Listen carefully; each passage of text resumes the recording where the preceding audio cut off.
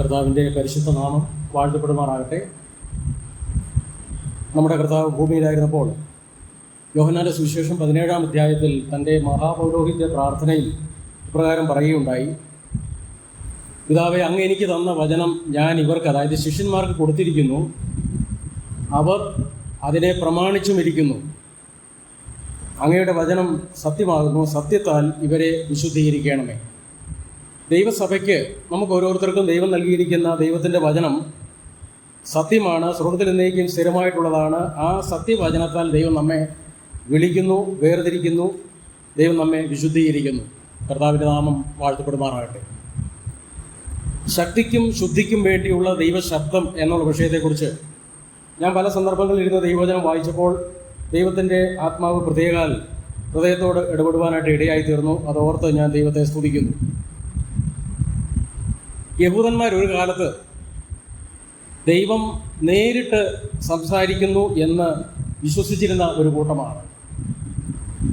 ഉദാഹരണത്തിന് ശമൂവേൽ, അതുപോലെ തന്നെ ഏലിയ, പ്രവാചകന്മാർ, ഇവരിലൂടെയെല്ലാം ദൈവം നേരിട്ട് ഞങ്ങളോട് സംസാരിച്ചു.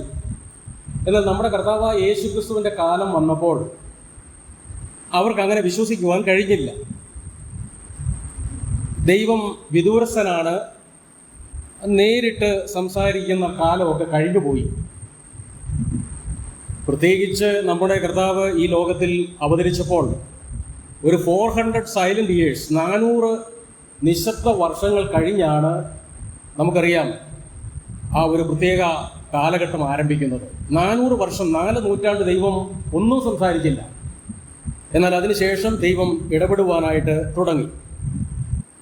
ഇവിടെ നമുക്ക് മനസ്സിലാക്കാൻ കഴിയുന്ന ഒരു കാര്യം, നാം എബ്രായ ലേഖനത്തിൽ വായിക്കുന്നുണ്ടല്ലോ. എബ്രായ ലേഖനം 1-ന്റെ 1-ഉം 2-ഉം തിരുവചനങ്ങൾ നമുക്ക് അറിയാവുന്നതാണ്. ദൈവം പണ്ട് ഭാഗമായിട്ടും വിവിധമായിട്ടും പ്രവാചകന്മാർ മുഖാന്തരം പിതാക്കന്മാരോട് അരുളി ചെയ്തിട്ട് ഈ അന്ത്യകാലത്ത് പുത്രൻ മുഖാന്തരം നമ്മോട് അരുളി ചെയ്തിരിക്കുന്നു. പിതാവ് പറഞ്ഞു, ഇവൻ എൻ്റെ പ്രിയപുത്രൻ, ഇവന് ചെവി കൊടുപ്പിൻ. അങ്ങനെ നമ്മുടെ കർത്താവായ യേശുക്രിസ്തു മുഖാന്തരം ദൈവത്തിൻ്റെ ശബ്ദം, ദൈവത്തിൻ്റെ സംസാരം, ദൈവത്തിൻ്റെ ഇടപെടൽ നേരിട്ട് ഈ ലോകത്തിലുള്ള മനുഷ്യർക്ക് കേൾക്കുവാൻ സാധിച്ചു. പ്രത്യേകാൽ അവിടുത്തെ അരുമ ശിഷ്യന്മാർക്ക് കേൾക്കുവാൻ സാധിച്ചു. ദൈവസഭയുടെ ഏറ്റവും വലിയൊരു അനുഗ്രഹം എന്ന് പറയുന്നത് ദൈവത്തിൻ്റെ ശബ്ദം നമുക്ക് കേൾക്കാനായിട്ട് കഴിയുന്നു എന്നുള്ളതാണ്. യഹൂദന്മാർ ദൈവം വിദൂരസ്ഥനാണ്, നേരിട്ട് സംസാരിച്ച കാലമൊക്കെ പോയി, ദൈവം നേരിട്ടൊന്നും സംസാരിക്കുകയില്ല എന്നവർ വിശ്വസിച്ചിരുന്ന ഒരു കാലഘട്ടം. ഇന്ന് നമ്മളിൽ അനേകർ, ദൈവമക്കൾ, രക്ഷിക്കപ്പെട്ടവരിൽ അനേകർ അങ്ങനെയുള്ള ഒരു വിശ്വാസം ആണോ വെച്ച് പുലർത്തുന്നതെന്ന് അവരുടെ ദൈനംദിന പ്രവൃത്തിയിലൂടെ നമുക്ക് സംശയിക്കാവുന്നതാണ്. ഞാൻ ഉദ്ദേശിച്ചത്, ദൈവത്തിൻ്റെ വചനം, ദൈവത്തിൻ്റെ ശബ്ദം റെക്കോർഡ് ചെയ്തിട്ടുള്ളതാണ്. ഇത് എല്ലാ ദിവസവും വായിക്കുകയും അത് പഠിക്കുകയും ധ്യാനിക്കുകയും അത് മറ്റുള്ളവരിലേക്ക് എത്തിക്കുകയും ചെയ്യുവാനായിട്ട് നമ്മളിൽ എത്ര പേർ ശ്രമിക്കുന്നുണ്ട്? അത് വളരെ പ്രധാനപ്പെട്ട ഒരു ചോദ്യമാണ്. പഠനവും അതുപോലെ തന്നെ വചനം മറ്റുള്ളവരിലേക്ക് എത്തിക്കുന്നതും പോകട്ടെ, എല്ലാ ദിവസവും ദൈവവചനം വായിക്കുന്നവർ സഭകളിൽ, ദൈവജനത്തിൻ്റെ ഇടയിൽ, അല്ലെങ്കിൽ പ്രൊട്ടസ്റ്റന്റ് സഭാ വിഭാഗങ്ങളിൽ രക്ഷിക്കപ്പെട്ടവരുടെ ഇടയിൽ കുറഞ്ഞു വന്നിരിക്കുകയാണ്. അത് വളരെ ദുഃഖകരവും നമ്മൾ അത് തിരുത്തുകയും ചെയ്യേണ്ട ഒരു കാര്യമാണ്. അപ്പോൾ നമ്മുടെ കർത്താവായ യേശു ക്രിസ്തു നേരിട്ട് അരുളി ചെയ്ത വചനങ്ങൾ നമുക്ക് രേഖയാക്കി തന്നിട്ടുണ്ട്. With Jesus Christ there comes to men not some distant whisper of the voice of God, not some faint echo from the heavenly places, but the unmistakable accounts of God's direct voice. അതാണ് നമുക്ക് മനസ്സിലാക്കാൻ കഴിയുന്നത്. ഒരിക്കലും തെറ്റുപറ്റാത്ത ദൈവത്തിൻ്റെ കാര്യപരിപാടിയെക്കുറിച്ചുള്ള കണക്കുകൾ, കാര്യപരിപാടികൾ, ഭാവി പരിപാടികളാണ് നമ്മുടെ കർത്താവായ യേശു ക്രിസ്തുവിലൂടെ ദൈവം നമുക്ക് നൽകിയിരിക്കുന്നത്. ഇതോട് ബന്ധപ്പെട്ട് ഈ പല റെഫറൻസുകൾ നമ്മൾ വായിക്കുന്നുണ്ട്. യിരെമ്യാ പ്രവചനം 51-ന്റെ 16-ാം തിരുവചനം. യിരെമ്യാ 51-ന്റെ 16-ൽ ദൈവത്തെക്കുറിച്ച് പറയുകയാണ്: ദൈവം തൻ്റെ നാദം പുറപ്പെടുവിക്കുമ്പോൾ ആകാശത്ത് വെള്ളത്തിൻ്റെ മുഴക്കം ഉണ്ടാകുന്നു. സങ്കീർത്തനം 19-ന്റെ 1-ഉം 2-ഉം തിരുവചനങ്ങൾ, അത് നമുക്ക് വളരെ സുപരിചിതമാണ്. The heavens declare the glory and the firmament shows his handwork. ഇവിടെ നമ്മൾ ചിന്തിക്കേണ്ടത്, ഇത് ദൈവത്തിൻ്റെ സൃഷ്ടി, അത് എത്ര അത്ഭുതകരമാണ്. ഈ പ്രപഞ്ചം ദൈവത്തിൻ്റെ സൃഷ്ടിയാണ്. അത് എത്ര അത്ഭുതകരമായിട്ടുള്ള ഒരു കാര്യമാണ്. പ്രസിദ്ധനായ ഒരാൾ ഒരു വേദപണ്ഡിതൻ എഴുതി വെച്ചിരിക്കുന്നത് ഞാൻ ജസ്റ്റ് ഒന്ന് വായിച്ച് കേൾപ്പിക്കാം. If we travelled at the speed of light, 1,86,000 മൈലാണ് ഒരു സെക്കൻഡിൽ പ്രകാശം സഞ്ചരിക്കുന്നത്. അങ്ങനെ സഞ്ചരിക്കുകയാണെങ്കിൽ if we travel at the speed of light 1,86,000 miles a second, or roughly 6 trillion million a year, it would take us 10 billion years to reach the farthest point we can see with a telescope.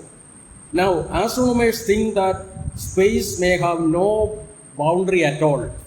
എന്ന് പറഞ്ഞാൽ അവരിപ്പോൾ പറയുന്നത് ഈ വലിയ പ്രപഞ്ചം ഇതിൻ്റെ ഒരു അതിർത്തി ഒന്നും കണ്ടുപിടിക്കാൻ സാധിക്കില്ല, ഇതിന് അതിർത്തി ഇല്ലെന്നാണ് നല്ലൊരു ശതമാനം ശൂന്യാകാശ ഗവേഷകന്മാരും ശാസ്ത്രജ്ഞന്മാരും കരുതുന്നെന്നാണ് ഈ വേദപണ്ഡിതൻ എഴുതി വച്ചിരിക്കുന്നത്. നഗ്നനേത്രങ്ങൾ ഏതാണ്ട് 5000 നക്ഷത്രത്തെ കാണാനായിട്ട് കഴിയും. എന്നാൽ ചെറിയ ടെലസ്കോപ്പിൽ 20 ലക്ഷം നക്ഷത്രങ്ങളെ നമുക്ക് കാണാൻ കഴിയും. ഇനി അപ്പോൾ if creation is so great, how much greater is the creator? ഈ സൃഷ്ടി ഇത്ര വലിയ അത്ഭുതകരമായിട്ടുള്ള ഒരു കാര്യമാണെങ്കിൽ നമ്മുടെ സൃഷ്ടികർത്താവ് എത്രയോ അത്ഭുതവാനാണ്, എത്രയോ സർവശക്തനാണ്, സർവജ്ഞാനിയാണ്, സർവവ്യാപിയാണ്. ഇനി റോമാലേഖനം 1:20 നമുക്ക് അറിയാവുന്ന വളരെ പ്രസിദ്ധമായ ഒരു വാക്യമാണ്. ദൈവത്തിന്റെ നിത്യശക്തിയും ദിവ്യത്വവുമായ അവിടുത്തെ അദൃശ്യ ലക്ഷണങ്ങൾ ലോക സൃഷ്ടി മുതൽ അവിടുത്തെ പ്രവൃത്തികളാൽ ബുദ്ധിക്ക് തെളിവായി വെളിപ്പെട്ടു വരുന്നു. അവർക്ക് പ്രതിവാദമില്ലാതിരിക്കേണ്ടതിന് തന്നെ. അവർക്ക് എന്നിവിടെ പറഞ്ഞിരിക്കുന്നത്, റോമാലേഖനത്തിന്റെ എഴുത്തുകാരൻ പറഞ്ഞിരിക്കുന്നത് ആർക്കാണ്? 1:18 അവരെ കുറിച്ച് പറഞ്ഞിട്ടുണ്ട്, അനീതി കൊണ്ട് സത്യത്തെ തടുക്കുന്നവർ. അവർക്ക് വളരെ വ്യക്തമായിട്ട് വെളിപ്പെട്ടു വരുന്ന ഒരു സത്യമാണ് ഈ പ്രപഞ്ച സൃഷ്ടിയിൽ അതിൻ്റെ പിന്നിൽ ഒരു സൂപ്പർ ഡിസൈനർ ഉണ്ട് എന്നുള്ള കാര്യം.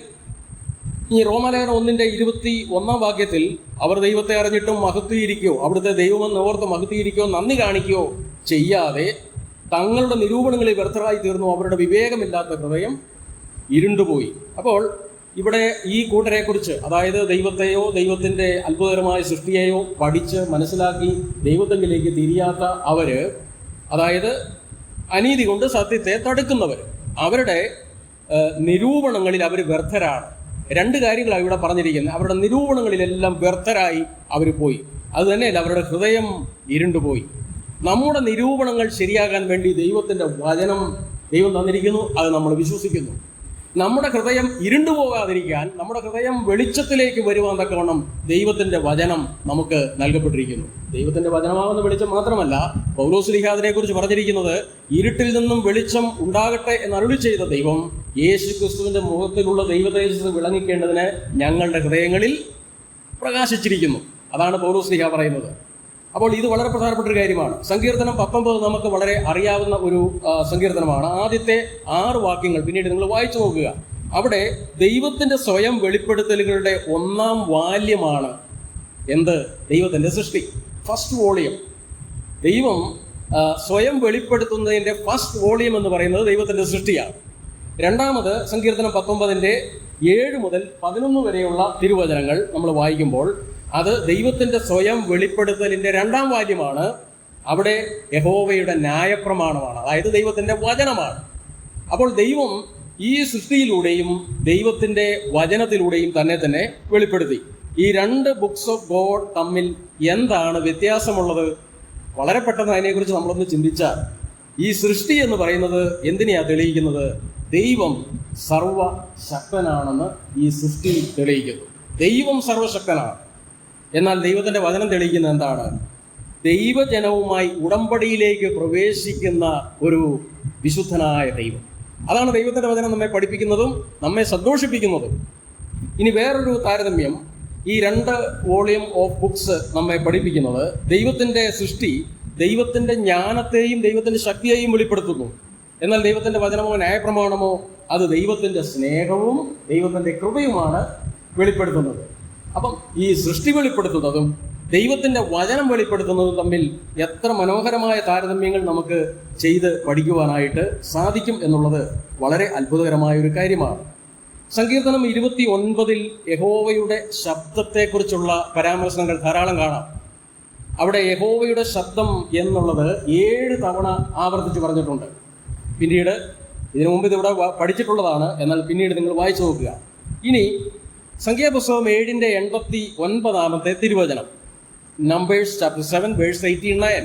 അവിടെ നമ്മൾ വായിക്കുന്ന ഒരു കാര്യം, സാക്ഷ്യപെട്ടകത്തിന്മേലുള്ള കൃപാസനത്തിങ്കൽ നിന്ന് 2 കെരൂബുകളുടെ നടുവിൽ നിന്ന് മോശയോട് സംസാരിക്കുന്ന തിരുശബ്ദം കേട്ടു. മോശയോട് ദൈവം സംസാരിക്കുന്ന തിരുശബ്ദം മോശ കേട്ടു. വളരെ ഭാഗ്യകരമായ, അനുഗ്രഹകരമായ ഒരു കാര്യമാണ്. ഇസ്രായേലിന് ലഭിച്ച വലിയൊരു ഭാഗ്യമാണ്. എന്നാൽ മോശ തിരുമുമ്പിൽ സംസാരിക്കാൻ സമാഗമന കൂടാരത്തിൽ കടക്കുമ്പോഴാണ് ഈ കാര്യം ലഭിച്ചത്. അപ്പോൾ ദൈവം തൻ്റെ ശബ്ദം കേൾപ്പിക്കുന്നു. ഇടിയിലൂടെ, മിന്നലിലൂടെ, കാറ്റിലൂടെ, പ്രളയത്തിലൂടെ, പിന്നെ പ്രകൃതിയിലൂടെ ദൈവത്തിൻ്റെ നിശബ്ദ സ്വരം ആർക്ക് വേണമെങ്കിലും കേൾക്കാൻ സാധിക്കും. പിന്നെ നേരിട്ട് ദൈവം സംസാരിച്ച് തൻ്റെ ശബ്ദം കേൾപ്പിച്ചു. 4, തൻ്റെ വചനത്തിലൂടെ ദൈവത്തിൻ്റെ സ്നേഹസ്വരം അവിടുന്ന് കേൾപ്പിക്കുന്നു. അപ്പോൾ ദൈവ മക്കളെ സംബന്ധിച്ചിടത്തോളം നമുക്ക് ഇങ്ങനെയുള്ള ഇൻഡയറക്റ്റ് ആയിട്ടുള്ളതായിരിക്കുന്ന ദൈവസ്വരം കേൾക്കുന്നതിനേക്കാൾ ഇന്ന് ദൈവത്തിൻ്റെ സ്വരം നേരിട്ട് കേൾക്കാനായിട്ടുള്ള ക്രമീകരണമാണ് ഈ ദൈവത്തിൻ്റെ വചനം. 66 പുസ്തകങ്ങളടങ്ങിയ ദൈവത്തിൻ്റെ വചനത്തിലൂടെ ദൈവം നമുക്ക് നൽകിയിരിക്കുന്നു. അപ്പോൾ ഈ ദൈവത്തിൻ്റെ വചനം നമ്മൾ വായിക്കുമ്പോൾ ദൈവം നമ്മോട് സംസാരിക്കുകയാണ്, ദൈവം എന്നോട് ഇടപെടുകയാണ്. ലോകത്തിലെ എല്ലാ പുസ്തകങ്ങളും, എത്രയോ പുസ്തകങ്ങൾ നമുക്ക് വായിക്കാം, പ്രഷ്യസ് ആയിട്ടുള്ള ഒരുപാട് പുസ്തകങ്ങളുണ്ട്. പക്ഷേ നമ്മുടെ ഹൃദയങ്ങളോട് സംസാരിക്കുന്ന, നമ്മെ രൂപാന്തരപ്പെടുത്തുന്ന ദിവ്യ ശക്തിയുള്ള ദൈവത്തിൻ്റെ വചനം വിശുദ്ധ ബൈബിളിൽ മാത്രമാണുള്ളത്. അതുകൊണ്ടാണ് ദൈവമക്കൾക്ക് വചനത്തോട് ബന്ധപ്പെട്ടൊരു നിയമനമുണ്ട്. എന്താണ് ആ നിയമനം? അതാണ് അപ്പസ്തോലപ്രവൃത്തികൾ 22-14 തിരുവചനത്തിൽ ദൈവം വെളിപ്പെടുത്തിയിരിക്കുന്നത്. Acts 22 verse 40. അവിടെ നമ്മൾ വായിക്കുന്നത് എന്താണ്? അനന്യാസ് ശൗലിനായി പ്രാർത്ഥിച്ചു, അവന് കാഴ്ച കിട്ടിയപ്പോൾ ശൗലിനോട് പറയുന്ന ഒരു വാചകമാണ്. എന്താ ദൈവം പറഞ്ഞിരിക്കുന്നത്? ആക്ട്സ് 22-14 തിരുവചനം, ദൈവത്തിൻ്റെ വായിൽ നിന്ന് വചനം കേൾക്കാനും നിന്നെ നിയമിച്ചിരിക്കുന്നു. ദൈവത്തിൻ്റെ ഒരു നിയമനമാണ് അത്. പൗലോസിനെ പ്രത്യേകമായ ദൈവത്തിൻ്റെ ഇന്റർഫിയറൻസ് കൊണ്ട് വിളിച്ചപ്പോൾ മാത്രം, പൗലോസിന് മാത്രം കൊടുത്തൊരു നിയമനമല്ല, എനിക്കും നിങ്ങൾക്കും, നമുക്കെല്ലാവർക്കും, രക്ഷിക്കപ്പെട്ട എല്ലാവർക്കും ദൈവത്തിൻ്റെ ഒരു അപ്പോയിൻമെന്റ് ഉണ്ട്, ദൈവത്തിൻ്റെ ഒരു നിയമനമുണ്ട്. എന്താണ് ആ നിയമനം? ദൈവത്തിൻ്റെ വായിൽ നിന്ന് ദൈവത്തിൻ്റെ വചനം കേൾക്കണം. അത് വളരെ പ്രധാനപ്പെട്ട ഒരു കാര്യമാണ്. ദൈവവചനം വായിക്കുകയും ദൈവവചനം പഠിക്കുകയും ദൈവവചനം ചിന്തിക്കുകയും പ്രചരിപ്പിക്കുകയും ചെയ്യേണ്ടതിൻ്റെ പ്രാധാന്യമാണ് ദൈവസഭയ്ക്ക് ഇതിൽ നിന്നും ലഭിക്കുന്നത് എന്ന് ഞാൻ ചിന്തിക്കുകയാണ്. അപ്പോൾ ഈ ദൈവത്തിൻ്റെ ശബ്ദം കേൾപ്പിക്കുന്നതിൻ്റെ പ്രത്യേകത, അതായത് സങ്കീർത്തനം 68-33 ദൈവത്തിൻ്റെ വചനം കേൾപ്പിക്കുന്നതിൻ്റെ പ്രത്യേകത. സങ്കീർത്തനം 46 ദൈവം ശബ്ദം കേൾപ്പിച്ചു, ഭൂമി ഉരുകി എന്ന് അവിടെ വായിക്കുന്നുണ്ട്. 68-33 വചനം, സങ്കീർത്തനം 68-33, ഇതാ ദൈവം തൻ്റെ ശബ്ദത്തെ, ബലമേറിയ ശബ്ദത്തെ കേൾപ്പിക്കുന്നു. ദൈവത്തിൻ്റെ ശബ്ദം, ദൈവം സർവശക്തനായതുകൊണ്ട് ബലമേറിയതാണെന്ന് നമുക്കറിയാം. എന്നാൽ നമ്മുടെ പ്രത്യേക അറിവിന് വേണ്ടി അങ്ങനെ തന്നെ എഴുതിയിരിക്കുക, ബലമേറിയ ശബ്ദത്തെ കേൾപ്പിക്കുന്നു. സങ്കീർത്തനം 68-ാം സങ്കീർത്തനത്തിലും പല ഭാഗങ്ങളിലും ഈ കാര്യം ഉറപ്പിച്ചു പറയുന്നുണ്ട്. 68-33 തൊട്ട് മുമ്പിലുള്ള 32 തിരുവചനത്തിൽ നമ്മൾ വായിക്കുന്നത്, ഭൂമിയിലെ രാജ്യങ്ങളോട് ദൈവത്തിന് പാടുവാൻ കൽപ്പിച്ചിരിക്കുകയാണ്. ഇതൊക്കെ വളരെ അതിശയകരമായ ദൈവത്തിൻ്റെ ആഗ്രഹങ്ങളും പദ്ധതികളുമാണ്. ഭൂമിയിൽ നമ്മൾ ദൈവത്തിന് പാടണം, സഭ ദൈവത്തിന് പാടണം. എന്നാൽ ഇവിടെ ഭൂമിയിലെ രാജ്യങ്ങൾ ദൈവത്തിന് പാടണം. സങ്കീർത്തനം 66-8 തിരുവചനം, നമ്മുടെ ദൈവത്തെ വാഴ്ത്തുവിൻ, അവിടുത്തെ സ്തുതിയെ ഉച്ചത്തിൽ കേൾപ്പിപ്പിൻ. അത് പ്രത്യേകം അവിടെ എടുത്തു പറയുന്നുണ്ട്. ദൈവത്തിൻ്റെ സ്തുതിയെ ഉച്ചത്തിൽ കേൾപ്പിക്കുവിൻ. നമ്മൾ ഓരോ ശുശ്രൂഷകൾ ചെയ്യുമ്പോൾ നമ്മുടെ മുമ്പിൽ ഇരിക്കുന്നവർക്കെങ്കിലും കൃത്യമായിട്ടും വ്യക്തമായിട്ടും ക്രിസ്റ്റൽ ക്ലിയർ ആയിട്ടും ദൈവത്തിൻ്റെ വചനം കേൾക്കാൻ തക്കണം ഇടയായിത്തീരും. പല സന്ദർഭങ്ങളിലും കർത്തൃമേശയ്ക്കൊക്കെ നമ്മൾ സ്തോത്രം ചെയ്യുമ്പോൾ ഒരാൾ എഴുന്നേറ്റ് വീഞ്ഞുകൾ, കർത്താവിൻ്റെ തിരുശരീരത്തെയും തിരുരക്തത്തെയും ഓർമ്മിപ്പിക്കുന്ന അത് സ്തോത്രം ചെയ്യുന്ന സമയത്ത് നമ്മളുടെ മുമ്പിൽ ഇരിക്കുന്ന എല്ലാവർക്കും അത് കേൾക്കാൻ പറ്റുന്നുണ്ടോ? ഇവിടെ പറയുന്നത് നിങ്ങളുടെ ദൈവത്തിൻ്റെ സ്തുതി അത് ഉച്ചത്തിൽ കേൾപ്പിക്കണം, ആവശ്യമായിരിക്കുന്ന ഉച്ചത്തിൽ കേൾപ്പിക്കണം. ദൈവം അതിന് വഴി ഒരുക്കുന്നുണ്ട്. സങ്കീർത്തനം 68-34 തിരുവചനം, അവിടെ ദൈവത്തിന് ശക്തി കൊടുപ്പിൻ എന്ന് പറയുന്നു. Ascribe ye strength unto God. Ascribe, ചുമത്തുക എന്നൊരു വാക്ക് വേണേ അതിന് ഉപയോഗിക്കാം. സർവശക്തനായ ദൈവത്തെ ഉള്ള പോലെ അറിഞ്ഞ് ഉള്ളുകൊണ്ട് മഹത്വീകരിക്കുകയും ദൈവത്തിന് ശക്തി പകരുകയും ചെയ്യുക എന്ന് പറഞ്ഞാൽ ദൈവത്തിൻ്റെതാണ് സകലതും എന്ന് ദൈവത്തിൻ്റെ മുമ്പിൽ സമ്മതിക്കുമ്പോൾ എൻ്റെ ശക്തിയും എൻ്റെ ബുദ്ധിയും എല്ലാം ദൈവത്തിൻ്റെ ദാനമാണെന്നുള്ളത് നമ്മൾ സമ്മതിച്ച് ദൈവസന്നിധിയിൽ നമ്മളെ തന്നെ താഴ്ത്തുകയാണ് ചെയ്യുന്നത്. അപ്പോൾ അതിന് നമുക്ക് സാധിക്കണം. അതിന് ദൈവം 68 സങ്കീർത്തനം 35 വാക്യത്തിൽ ഒരു വാഗ്ദത്തം നൽകിയിട്ടുണ്ട്. ദൈവത്തെ ഇങ്ങനെ ഉച്ചത്തിൽ നമ്മുടെ ശക്തി ഉപയോഗിച്ച് മഹത്വപ്പെടുത്തണം എന്നുള്ളതിന് ഒരു പ്രോമിസ് ഗോഡ് ഹാസ് ഗിവൺ. അത് അവിടെ പറഞ്ഞിരിക്കുന്നു 68:35. ഇസ്രായേലിൻ്റെ ദൈവം തൻ്റെ ജനത്തിന് ശക്തിയും ബലവും കൊടുക്കുന്നു. ഇസ്രായേലിൻ്റെ ദൈവത്തിൻ്റെ വലിയൊരു പ്രോജക്റ്റാണ്. തൻ്റെ ജനത്തിന്, വീണ്ടെടുക്കപ്പെട്ട തൻ്റെ ജനത്തിന് ശക്തി കൊടുക്കും, അവർക്ക് ബലം കൊടുക്കും. ദൈവത്തിന് മഹത്വം ഉണ്ടാകട്ടെ. നമ്മുടെ കർത്താവ് നമ്മെ ശക്തീകരിക്കുന്ന കർത്താവാണ്. വെളിപ്പാട് പുസ്തകം നമ്മൾ വായിക്കുന്നുണ്ട്. അവിടെ കർത്താവെ, അങ്ങ് മഹാശക്തി ധരിച്ച് വാഴുകയാൽ ഞങ്ങൾ നിന്നെ സ്തുതിക്കുന്നു എന്നൊരു വാചകമുണ്ട്.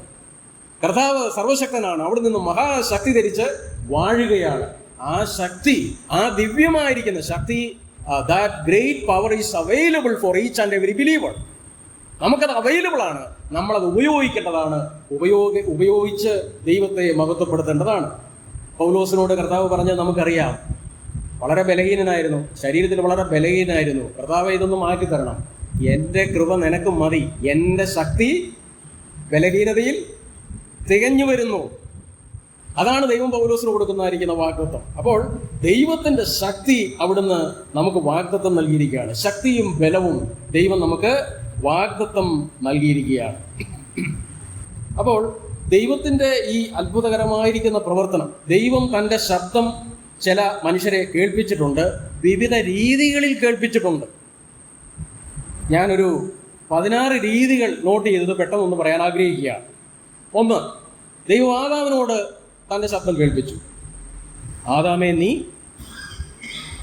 എവിടെ? ആദാമേ നീ എവിടെ? അപ്പോൾ ഇത് ഒരു ചോദ്യോത്തര രീതിയാണ്. ചോദ്യോത്തര രീതി. ദൈവം തന്നെ തൻ്റെ സന്ദേശം തൻ്റെ ജനത്തിന് കൈമാറിയപ്പോൾ അതിന് ഒരു രീതി മാത്രമല്ല ഉപയോഗിച്ചത്, പല രീതികൾ ഉപയോഗിച്ചു. നമ്മളും അത് തന്നെ ഉപയോഗിക്കണം. നമുക്ക് ഏറ്റവും കൂടുതൽ പരിചിതം ഈ പ്രസംഗ ശൈലിയാണ്. എന്നാൽ പബ്ലിക് സെക്യുലർ ഓഡിയൻസ് ഇപ്പം ഈ പ്രസംഗ ശൈലിയോട് അവർക്കൊരു അവേർഷൻ, അവർക്കൊരു അകൽച്ച പൊതുവെ വന്നിട്ടുണ്ടെന്നുള്ളത് നമ്മൾ വിലയിരുത്തിയാൽ മനസ്സിലാക്കാനായിട്ട് കഴിയും. എന്നാൽ ചോദ്യോത്തരം ഭയങ്കര ശക്തിമത്തായ ഒരു കമ്മ്യൂണിക്കേറ്റീവ് മെത്തേഡാണ്. ദൈവം അത് ഉപയോഗിച്ചു. ആദാമേ നീ എവിടെ? അത് ചോദ്യമായിട്ട് ആദാം കേട്ടു. രണ്ടാമത്, പുതിയ നിയമത്തിൽ ഒരിക്കൽ കർത്താവ് ചോദിച്ചു, എന്നെ തൊട്ടതാര്? എന്നെ ഒരാൾ തൊട്ടു. ആരാണ് എന്നെ തൊട്ടത്? നമുക്കറിയാം, ആ രക്തസ്രവക്കാരിയായ സ്ത്രീയെ വളരെ വിശ്വാസത്തോടുകൂടെ ഞാൻ കർത്താവിൻ്റെ വസ്ത്രത്തിൻ്റെ തൊങ്ങലെങ്കിലും തൊട്ടാൽ എനിക്ക് സൗഖ്യം കിട്ടും എന്ന വിശ്വാസത്തോടെ വന്ന് അവനെ സ്പർശിച്ചു. ശക്തി കർത്താവിൽ നിന്ന് പുറപ്പെട്ടു. She experience the great power from the Lord Jesus Christ. ആ ശക്തി അവൾ അനുഭവിച്ചു. എന്നാൽ കർത്താവ് അവളോടും കേട്ടിരുന്നവരോട് ചോദിച്ചു, എന്നെ ഒരാൾ തൊട്ടു. ഇത് ഒരു അന്വേഷണ രീതിയാണ്. ആദാമിനോട് ചോദ്യോത്തര രീതി ഉപയോഗിച്ചു. ഇവിടെ ഈ സ്ത്രീയോട് അന്വേഷണ രീതിയിലാണ് അവളെ കണ്ടുപിടിക്കുവാൻ കർത്താവ് ശ്രമിച്ചത്. അപ്പോൾ ദൈവത്തിൽ നിന്നും ഓടി അകലുന്നവരുണ്ടെങ്കിൽ അവര് ആദാമിനോടുള്ള ചോദ്യോത്തര രീതിയിലുള്ള ആ ചോദ്യം ഇന്ന് എന്നെ ദൈവത്തിൻ്റെ ആത്മാവ് കേൾപ്പിക്കുക. നീ എവിടെയാണ്? ഞാൻ എവിടെയാണ്? എൻ്റെ രഹസ്യ ജീവിതത്തിൽ ഞാൻ എവിടെയാണ്? എൻ്റെ ഉദ്ദേശങ്ങളിൽ, ലക്ഷ്യങ്ങളിൽ, ആഗ്രഹങ്ങളിൽ ഞാൻ എവിടെയാണ്? നാം ദൈവത്തോട് മറുപടി പറയണം. രണ്ടാമത്, ഈ സ്ത്രീയോട് കർത്താവ് അന്വേഷണ രീതിയിൽ ചോദിച്ചു. എന്തിനു വേണ്ടിയായിരുന്നു? അവളെ ഒരു പരസ്യമായ സാക്ഷിയായിട്ട് ദൈവസന്നിധിയിൽ നിർത്തേണ്ടതിന് വേണ്ടിയാണ്. ദൈവം നമ്മളെ രക്ഷിച്ചത് രഹസ്യ ശിഷ്യന്മാരായിരിക്കുവാൻ വേണ്ടിയല്ല, പിന്നെ എന്തിനു വേണ്ടിയാണ്? പരസ്യമായിട്ട് കർത്താവിന് സാക്ഷികളാകണം. അതിനുവേണ്ടിയാണ് വിളിച്ചിരിക്കുന്നത്. 3, യെശയ്യാ പ്രവചനം 6-ാം അധ്യായത്തിൻ്റെ 8-ാം വാക്യം നമ്മളിവിടെ വായിക്കുന്നു. ദൈവത്തിൻ്റെ ഒരു ചോദ്യോത്തര രീതി തന്നെയാണ്. ഞാൻ ആരെ അയക്കേണ്ടു? ആർ നമുക്ക് വേണ്ടി പോകും എന്ന് ചോദിക്കുന്ന കർത്താവിൻ്റെ ശബ്ദം കേട്ടിട്ട്. അപ്പോൾ ഇത് ദൈവത്തിൻ്റെ ഒരു ശബ്ദമാണ്. ദൈവം ആ ചോദ്യോത്തര രീതിയിൽ, ചോദ്യരീതി ഉപയോഗിച്ച് തൻ്റെ ദാസനോട്, യെശയ്യാ പ്രവാചകൻ അതിന് മറുപടി പറയത്തക്ക തരത്തിൽ ഒരു ചോദ്യം ചോദിച്ചു. നമ്മൾ പലപ്പോഴും വിചാരിക്കും, പ്രാസംഗികനായിരിക്കുന്ന അല്ലെങ്കിൽ ബൈബിൾ അധ്യാപകനായിരിക്കുന്ന എന്നോട് ദൈവത്തിന് ഒരു ചോദ്യവും ഇല്ല, എൻ്റെ കേൾവിക്കാരോടെ ചോദ്യമുള്ളൂ. എന്നാൽ യെശയ്യാ പ്രവാചകൻ ആ ചോദ്യം കേട്ട് അദ്ദേഹം പ്രതികരിച്ചു, അടിയനെ അയക്കണമേ. അതിനൊരു പ്രതികരണം ഉണ്ടായി. നമ്മൾ ദൈവവചനം പഠിക്കുകയും മറ്റുള്ളവരെ പഠിപ്പിക്കുവാൻ നമ്മൾ പ്രിപ്പയർ ചെയ്യുമ്പോഴും ദൈവത്തിൻ്റെ ആത്മാവ് നമ്മുടെ ഹൃദയങ്ങളോട് സംസാരിക്കും. ദൈവം നമ്മെ ചില കാര്യങ്ങൾ നമ്മളെ ചെയ്യിപ്പിക്കുവാനായിട്ട് നമ്മളെ വാസ്തവത്തിൽ ചുമതലപ്പെടുത്തും. അത് ദൈവത്തിൻ്റെ ഒരു അത്ഭുതകരമായിരിക്കുന്ന രീതിയാണ്. അപ്പോൾ ഇത് ഞാൻ ആരെ അയക്കേണ്ടു? വിളഞ്ഞു കിടക്കുന്ന വയലുകൾ കണ്ട് കൊയ്ത്ത് അടുത്തിരിക്കുന്നു എന്നുള്ള ആ കാഴ്ച കാണാത്തവര് കേൾക്കണ്ട ഒരു ചോദ്യമാണിത്. ഞാൻ ആരെ അയക്കേണ്ടു? നാലാമത്തേത് എസെക്കിയേൽ പ്രവചനം 1:28 വാക്യത്തിന്റെ 2-ാം ഭാഗം. The second part of Ezekiel chapter 1:28. അവിടെ സംസാരിക്കുന്ന ഒരുത്തന്റെ ശബ്ദം കേട്ടു എന്നാണ് പറഞ്ഞിരിക്കുന്നത്. അപ്പോൾ സംസാര രീതി ഡിസ്കഷണൽ, സാധാരണ മറ്റുള്ളവരുമായിട്ട് നമ്മൾ ആശയവിനിമയം നടത്തുന്ന ഒരു രീതിയാണ്. പിന്നെ എസെക്കിയേൽ 3:12 നമ്മൾ വായിച്ചത് വലിയ മുഴക്കത്തോടെ ഒരു ശബ്ദം പിറകിൽ നിന്ന് കേട്ടു. വലിയ ഒരു മുഴങ്ങുന്ന ശബ്ദം. അപ്പോൾ ഈ വലിയ മുഴക്കത്തോടെ ഒരു ശബ്ദം പിറകിൽ നിന്ന് കേട്ടു. എസെക്കിയേൽ അതിന് പ്രതികരിച്ചു. താൻ ദൈവം മുമ്പാകെ താൻ മഹത്വം അർപ്പിക്കുന്നു എന്നെല്ലാം നമ്മളവിടെ വായിക്കുന്നുണ്ട്. അപ്പോൾ ദൈവത്തിന് മഹത്വം നൽകുവാൻ മടിക്കുന്നവരാരെങ്കിലും ഉണ്ടെങ്കിൽ അവർ കേൾക്കേണ്ട ശബ്ദമാണ്. നമ്മൾ 2-3 പേർ എൻ്റെ നാമത്തിൽ കൂടി വരുന്ന ഒരിടം സമം ലോക്കൽ ചർച്ച്, പ്രാദേശിക സഭയെക്കുറിച്ചാണ് കർത്താവ് ഇവിടെ പറയുന്നത്. പ്രാദേശിക സഭയുടെ മധ്യത്തിൽ സഭായോഗങ്ങളിൽ കർത്താവിൻ്റെ അദൃശ്യമായ സാന്നിധ്യം ഉണ്ട്.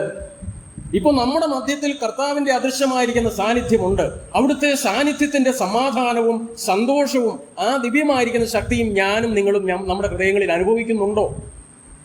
നേരെ മറിച്ച് വചനാനുസരണമല്ലാതെ കാര്യങ്ങൾ ചെയ്യുന്നതായിരിക്കുന്ന ഒരു പള്ളിയിൽ, ഹൈറാർക്കിക്കൽ ചർച്ചുകളിൽ നമ്മളൊന്ന് പോയി കണ്ടാൽ അവരെന്ത് ബഹുമാനത്തോടു കൂടിയാണ്, നമ്മൾ തന്നെ അത്ഭുതപ്പെട്ടു പോകും, അതിശയിച്ചു പോകും. കൊരിന്ത് സഭയ്ക്ക് പൗലോസ് ലേഖനം എഴുതുമ്പോൾ പറയുന്നുണ്ട്, ആത്മപരമില്ലാത്ത ഒരുത്തൻ നിങ്ങളുടെ മധ്യത്തിൽ വന്നാൽ, രക്ഷിക്കപ്പെടാത്ത ഒരാൾ വന്നാൽ ഇവരുടെ മധ്യത്തിൽ ദൈവമുണ്ട് എന്നുള്ളത് ഏറ്റുപറഞ്ഞ് ദൈവത്തെ മഹത്വപ്പെടുത്തുവാൻ ഇടയായിത്തീരണം. അതിന് സാധിക്കുന്നുണ്ടോ? ദൈവത്തിന് അർഹിക്കുന്ന മഹത്വം കൊടുത്ത് ദൈവ സാന്നിധ്യത്തിൻ്റെ ബോധ്യത്തിൽ ദൈവസന്നിധിയിൽ ഇരിക്കാനും പെരുമാറാനും നമ്മൾ കുറച്ചുകൂടെ പഠിക്കേണ്ടിയിരിക്കുന്നു എന്ന് ഇതിൽ നിന്ന് നമുക്ക് മനസ്സിലാക്കാനായിട്ട് സാധിക്കും.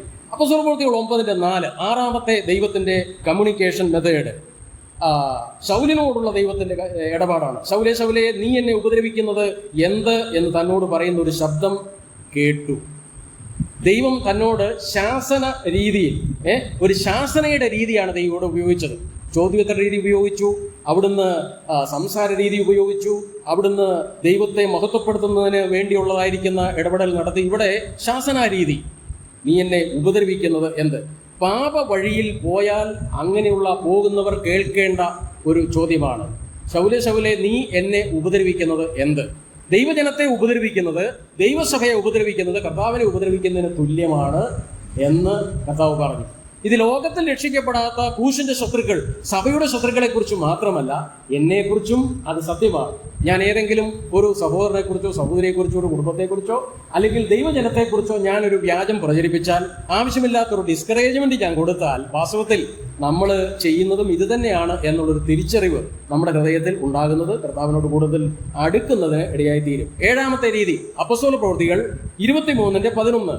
രാത്രിയിൽ കർത്താവ് പൗലോസിന്റെ അടുക്കൽ നിന്ന്, ധൈര്യമായിരിക്കുക, നീ എന്നെക്കുറിച്ച് യെരൂശലേമിൽ സാക്ഷീകരിച്ചതുപോലെ റോമയിലും സാക്ഷീകരിക്കേണ്ടതാകുന്നു എന്ന് അരുളി ചെയ്തു. ഇത് പൗലോസിന്റെ ജീവിതത്തിൽ വളരെയധികം തന്നെ ധൈര്യപ്പെടുത്തിയ ഒരു സംഭവമാണ്. പൗലോസിന് ചുറ്റും ഭീഷണിയാണ്, പൗലോസിന് ചുറ്റും ശത്രുക്കളാണ്, സുവിശേഷത്തിന്റെ എതിരാളികളാണ്. അങ്ങനെയുള്ള മധ്യത്തിൽ ഇതിനി ഇവിടെ മതി, നിർത്തിയേക്കാം, ഇനി എങ്ങനെ മുന്നോട്ട് പോകും, ഈ വർക്കുകൾ ഇനി പ്രോഗ്രസീവായിട്ട് കൊണ്ടുപോകാൻ പറ്റും, ഇങ്ങനെയുള്ള ഒരുപാട് സംശയങ്ങൾ. എന്നാൽ ദൈവം തന്നെ ശക്തിപ്പെടുത്തി, തന്നെ ബലപ്പെടുത്തി. രാത്രിയിൽ ദൈവം തന്നോട് ഇടപെട്ടു. അതായത് ധൈര്യപ്പെടുത്തുന്ന ഒരു രീതിയാണ് ദൈവം തൻ്റെ ശബ്ദം കേൾപ്പിക്കുവാൻ അവിടെ ഉപയോഗിച്ചത്. അപ്പം ചുറ്റും ഭീതി, മരണഭീതി പരക്കുമ്പോൾ അങ്ങനെയുള്ള പ്രതിബന്ധങ്ങളിൽ ഇരുട്ടിൽ ആയിരിക്കുന്നവർ കേൾക്കേണ്ട ഒരു ധൈര്യപ്പെടുത്തലിൻ്റെ ചോദ്യമാണ് ഈ ചോദ്യം. എട്ടാമത്തേത് 2 കൊരിന്ത്യർ 12:9. കർത്താവിനോട്, എൻ്റെ കൃപ നിനക്ക് മതി, എൻ്റെ ശക്തി ബലഹീനതയിൽ തികഞ്ഞു വരുന്നു. ഇവിടെ ഒരു വാഗ്ദാന രീതിയാണ് ദൈവം ഉപയോഗിച്ചത് തൻ്റെ സന്ദേശം കേൾപ്പിക്കുവാൻ. വാഗ്ദാന രീതി, ഗോഡ്സ് പ്രോമിസ്. വിശുദ്ധ ബൈബിളിൻ്റെ വേറൊരു പേര് വാഗ്ദാന പുസ്തകം തന്നെയാണ്, പ്രോമിസ് ബുക്ക്. കാരണം ഇതിനകത്ത് 100 കണക്കിന് ദൈവത്തിൻ്റെ വാഗ്ദത്തങ്ങൾ രേഖപ്പെടുത്തിയിരിക്കുക, പ്രോമിസസ്.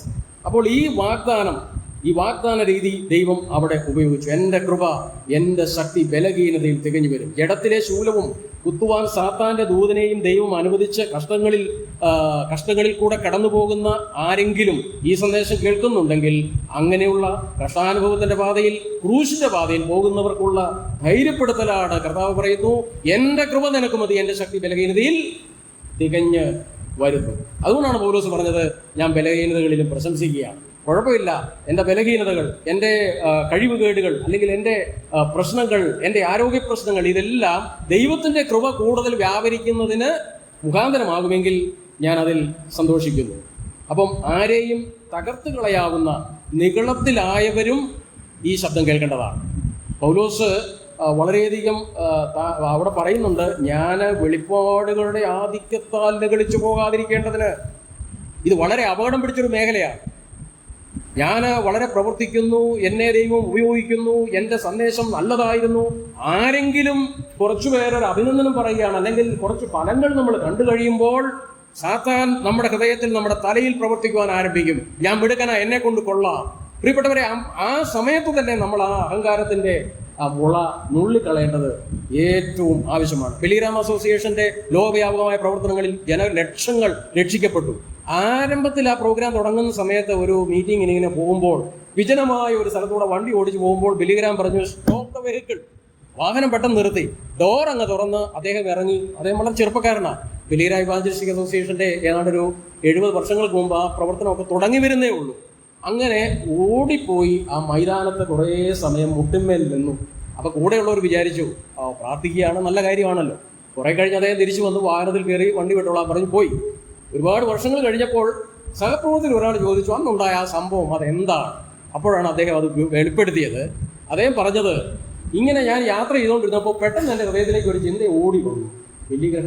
ഡോക്ടർ ബില്ലി ഗ്രഹാം വലിയൊരു ക്രൂസൈഡിൽ പ്രസംഗിക്കാൻ പോവുക, ഇനി ലോകവ്യാപകമായിട്ടുള്ള സന്ദേശം കൊടുക്കാൻ പോവുക, ലോകം എന്നെ അറിയാൻ പോവുകയാണ്, ലോകത്തിന്റെ മുമ്പിൽ നീ പ്രശസ്തനാകാൻ പോവുകയാണ്, നീ വലിയവനാകാൻ പോവുകയാണ്. ഇങ്ങനെയുള്ള ചിന്ത എൻ്റെ ഹൃദയത്തിലേക്ക് വന്നു. അത് ശത്രു കൊണ്ടിരുന്നതാണെന്ന് എനിക്ക് മനസ്സിലായി, അപകടം എനിക്ക് മനസ്സിലായി. അത് ഏറ്റുപറയാനാണ് ഞാൻ അപ്പോൾ വാഹനം തുറന്ന് ഓടിപ്പോയി ദൈവസന്നിധിയിൽ എൻ്റെ പാപം ഏറ്റുപറഞ്ഞത്. ഞാനോ നമ്മൾ ആരെങ്കിലും ആണെങ്കിൽ അതൊന്നും വലിയൊരു പാവമായിട്ട് പോലും നമ്മൾ കരുതുകയില്ല. അപ്പോൾ എന്നെ കൊണ്ട് കൊള്ളാവുന്നതുകൊണ്ടല്ലേ ഞാൻ പ്രസംഗിക്കുന്നത്. എന്നാൽ ആ കൃത്യസമയത്ത് അദ്ദേഹം അത് ഏറ്റുപറഞ്ഞ് ഉപേക്ഷിച്ചു. അഹങ്കാരം, നിഗളം അത് മുളയിലെ നുള്ളിക്കളഞ്ഞു. ഞാൻ വിശ്വസിക്കുന്നു അതുകൊണ്ടാണ് അദ്ദേഹത്തെ ലോകവ്യാപകമായി, സഭയുടെ ചരിത്രത്തിൽ ഏറ്റവും കൂടുതൽ വ്യാപകമായിട്ടുള്ള സുവിശേഷീകരണത്തിന് വേണ്ടി ദൈവം അദ്ദേഹത്തെ ഉപയോഗിച്ചത്. 1996 global mission with doctor Billy Graham 100 ഉപഗ്രഹങ്ങളാണ് അദ്ദേഹം ഉപയോഗിച്ചത്. 10 കോടി ജനങ്ങളാണ് സുവിശേഷ സന്ദേശം കേട്ടത്. 10 ലക്ഷം ക്രിസ്തീയ പ്രവർത്തകരാണ് അതിന് പിന്നിൽ അണിനിരുന്നത്. പ്രവർത്തകരുടെ എല്ലാ മാഗസിനുകളും എഡിറ്റോറിയലിൽ ആ വലിയ സംരംഭത്തെക്കുറിച്ച് എഴുതുകയുണ്ടായി. അതുകൊണ്ട് ഈ വലിയ കാര്യം, പൗലോസിനെ കൊടുത്തതായിരിക്കുന്ന ആ ബലഹീനത അല്ലെങ്കിൽ ശൂലം നമ്മുടെ ജീവിതത്തിൽ ദൈവം ഒരു അനുഗ്രഹമാക്കി തീർക്കും. 10ാമത്തെ ദൈവത്തിന്റെ ആശയവിനിമയത്തിന്റെ മെത്തേഡ്, ഒരു വെളിപ്പാട് പുസ്തകം 2-3 അധ്യായങ്ങൾ നിങ്ങൾ വായിച്ചാൽ 7 സഭകളോടും പറയുന്നുണ്ട്. ആത്മാവ് സഭകളോട് പറയുന്നത് എന്ത് എന്ന് ചെവിയുള്ളവൻ കേൾക്കട്ടെ.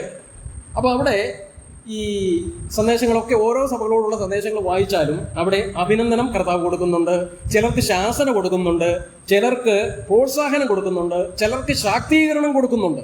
ഇങ്ങനെ വിവിധ രീതികളിലാണ് ദൈവം തന്റെ സന്ദേശം ആസിയിലെ ഓരോ സഭകൾക്കും കൊടുക്കുവാനിടയായി തീർന്നത്.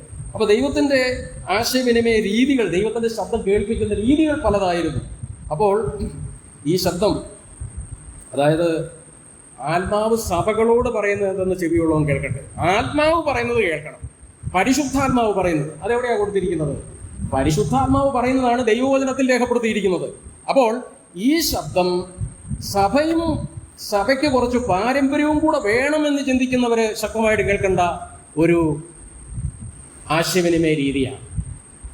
ആത്മാവ് സഭകളോട് പറയുന്നത് എന്തെന്ന് ചെവിയുള്ളവൻ കേൾക്കട്ടെ. സഭ കേൾക്കേണ്ടത് ദൈവത്തിന്റെ വചനത്തിൽ എന്ത് രേഖപ്പെടുത്തിയിട്ടുണ്ട്, അതാണ്, പാരമ്പര്യമല്ല. അത് നമ്മൾ ശ്രദ്ധിക്കണം. 11ാമത്തെ രീതി ലൂക്കോസ് 12ന്റെ 20ാമത്തെ തിരുവചനം.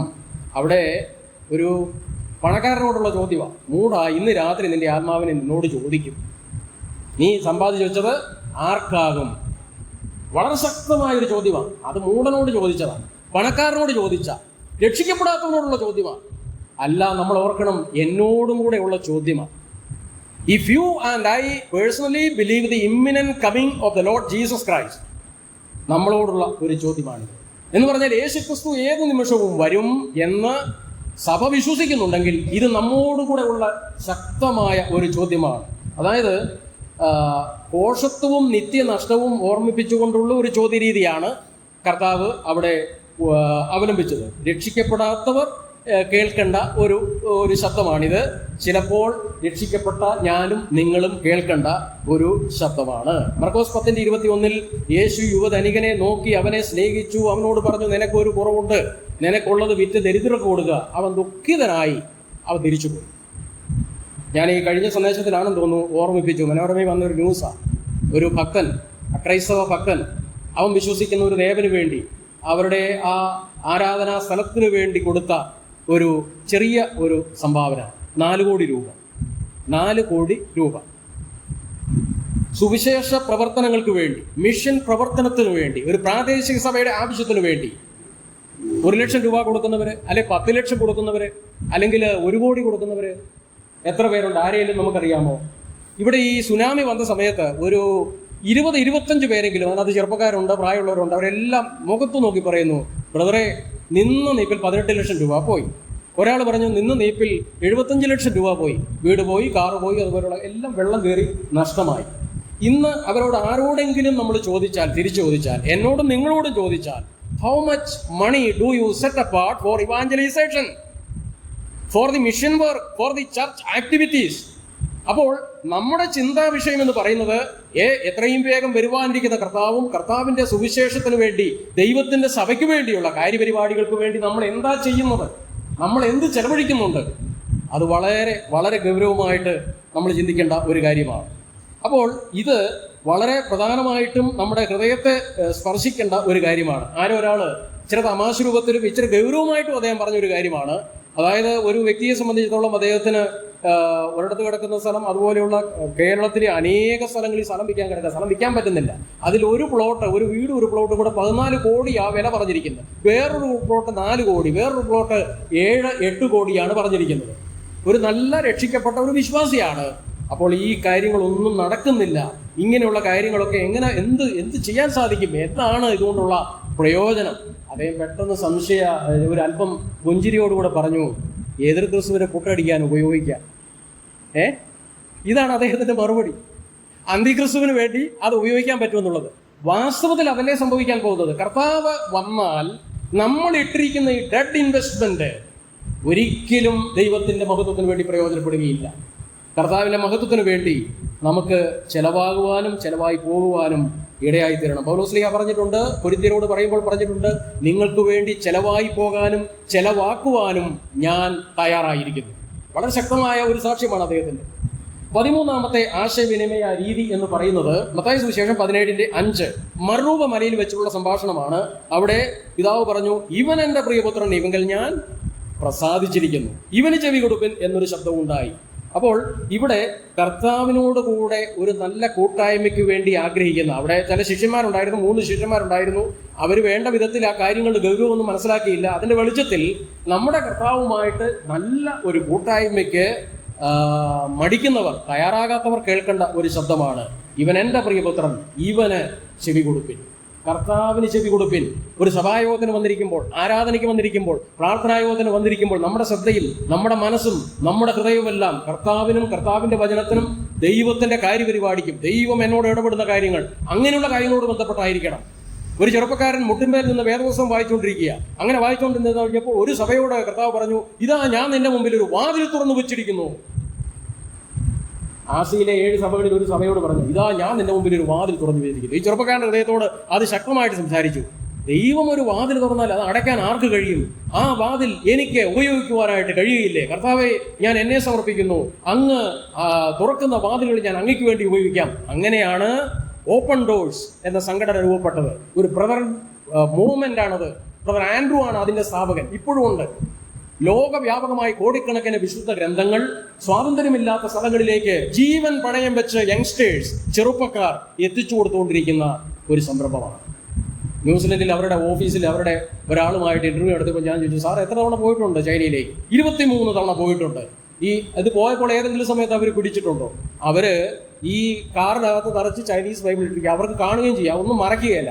അതെല്ലാമായിട്ട് അവരവിടെ തടഞ്ഞു നിർത്തുമ്പോൾ അവിടെ അവർ ഈ തോക്കും പിടിച്ചോണ്ട് ഈ കാറിന് ചുറ്റും ഇങ്ങനെ ഒരുപാട് പ്രാവശ്യം വട്ടം കറങ്ങും. അപ്പം ഞങ്ങളുടെ ഉള്ളിൽ ഒരു ഉരുകുന്ന പ്രാർത്ഥനയുണ്ട്. ആ പ്രാർത്ഥന ഇപ്രകാരമാണ്: കർത്താവേ, ലോകത്തിൽ അങ്ങ് ആയിരുന്നപ്പോൾ അനേക കുരുടന്മാർക്ക് കാഴ്ച കൊടുത്തു, എന്നാൽ ഇപ്പോൾ ഈ ഉദ്യോഗസ്ഥന്മാരുടെ കണ്ണുകളെ അങ്ങ് കുരുടാക്കണമേ. എന്നിട്ട് അദ്ദേഹം പറഞ്ഞു, ദൈവം ലിറ്ററലി അങ്ങനെ ചെയ്തിട്ടുണ്ട്. ഇവർ ഇതിന് ചുറ്റും പല പ്രാവശ്യം നടന്നിട്ട് പൊക്കോളാൻ പറയും. ഞങ്ങൾ ബൈബിളുമായിട്ട് ചൈനയിൽ പോയി അനേകർക്ക് ഈ ബൈബിൾ എത്തിക്കുവാൻ ഇടയായി തീർന്നിട്ടുണ്ട്. അപ്പോൾ ഇത് വാസ്തവത്തിൽ അത്ഭുതകരമായ ഒരു കാര്യമാണ്. 14-ാമത്തെ രീതി നമ്മൾ ദാനിയേൽ 4:31 വായിക്കുന്നു. ഈ വാക്ക്, അതായത് ഒരു പ്രത്യേക വാക്ക് രാജാവ് പറഞ്ഞു, നെബൂഖദ്നേസർ രാജാവ്.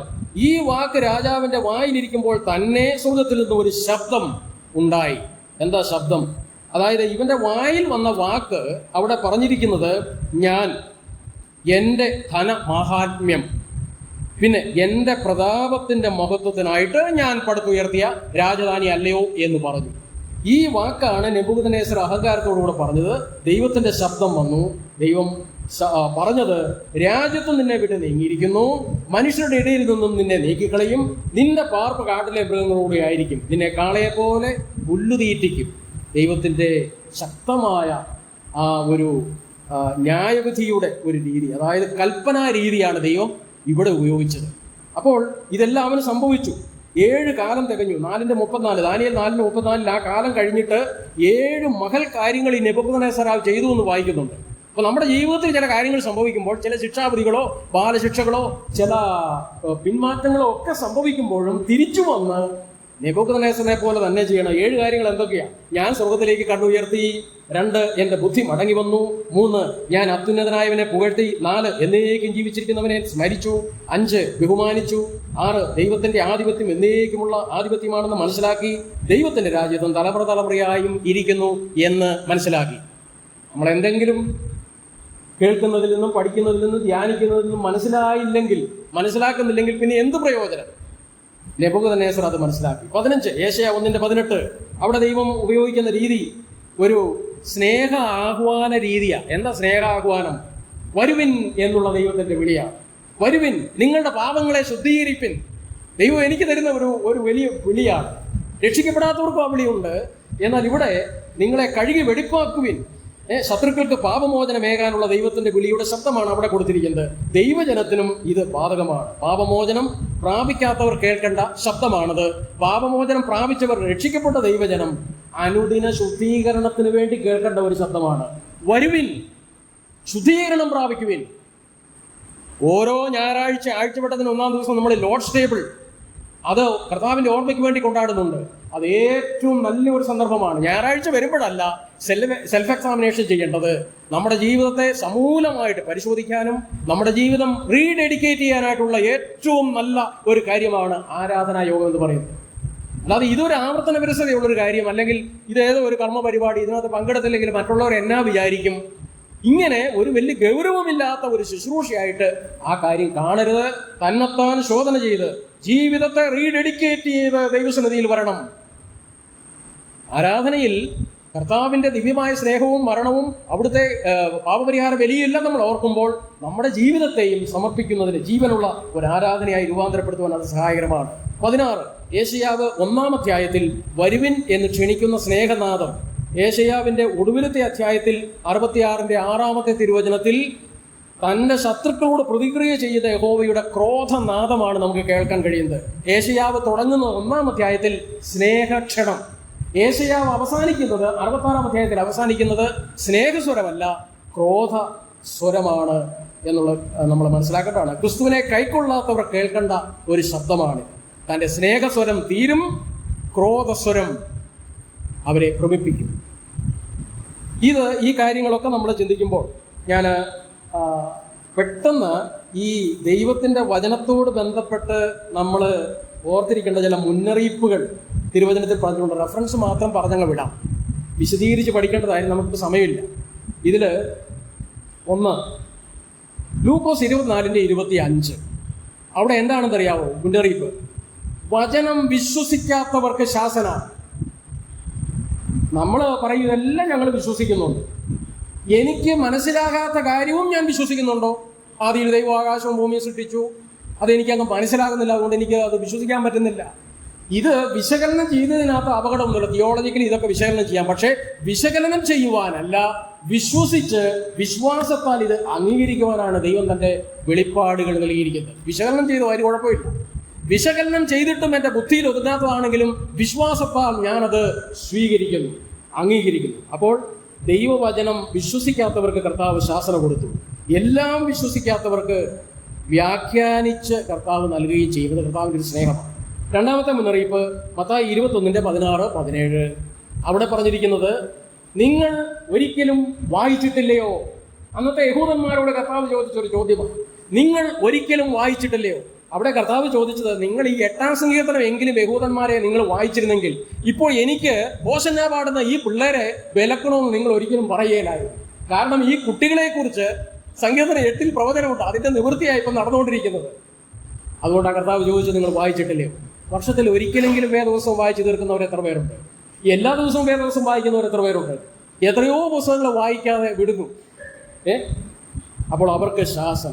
ഒരിക്കലും വായിക്കാത്തവരെ കർത്താവ് വിട്ടുപോകുന്നു. അവിടെ നമ്മൾ അങ്ങനെയാണ് വായിക്കുന്നത്, അവരെ വിട്ടുപോകുന്നു. Let us come back to the Bible. അത് വളരെ ആവശ്യമായിരിക്കുന്ന ഒരു കാര്യമാണ്. മൂന്നാമത്തെ കാര്യം യോഹന്നാൻ 12:34. അവിടെ ക്രിസ്തു എന്നേക്കും ഇരിക്കും, മരിക്കുകയില്ല എന്ന് ന്യായപ്രമാണത്തിൽ ഞങ്ങൾ വായിച്ചു കേട്ടിരിക്കുന്നു. ഇവർ വായിച്ചു കേട്ടിട്ടേ ഉള്ളൂ, വേറെ ആരാണ്ടൊക്കെ വായിക്കുന്നത് കേട്ടതേ ഉള്ളൂ. അപ്പോൾ വായിച്ചു കേട്ടവർക്ക് ശാസന, അത് വേറൊരു മുന്നറിയിപ്പാണ്. എപ്പോഴും നമ്മൾ വായിച്ച് കേൾക്കുന്നു, അല്ലെങ്കിൽ പഠിപ്പിക്കുന്നത് കേൾക്കുന്നു. നമ്മൾ തന്നെ വേദപുസ്തകം തുറന്നൊന്ന് വായിക്കുക. മനസ്സിലാകാത്ത കാര്യങ്ങൾ വിട്ടുകളയും, മനസ്സിലാകുന്ന കാര്യങ്ങൾ രേഖപ്പെടുത്തി വെച്ച്, മനസ്സിലാകാത്തത് മറ്റുള്ളവരോട് ചോദിച്ച് രേഖപ്പെടുത്തി അത് മറ്റുള്ളവർക്ക് വിശദീകരിച്ചു കൊടുക്കുക വളരെ ആവശ്യമായ ഒരു കാര്യമാണ്.